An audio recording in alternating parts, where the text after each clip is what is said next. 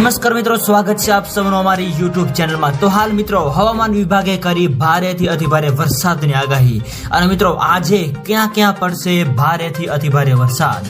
તો મિત્રો વરસાદ તેમજ વાવાઝોડાને લગતી તમામ નવી અપડેટ માટે અમારી ચેનલની અંદર જે પણ મિત્રો નવા છે સબસ્ક્રાઇબ નથી કરી તો સબસ્ક્રાઇબ કરી લેજો અને મિત્રો વિડીયો ગમે તો વિડીયોને લાઈક કરો, શેર કરો અને કોમેન્ટ કરો।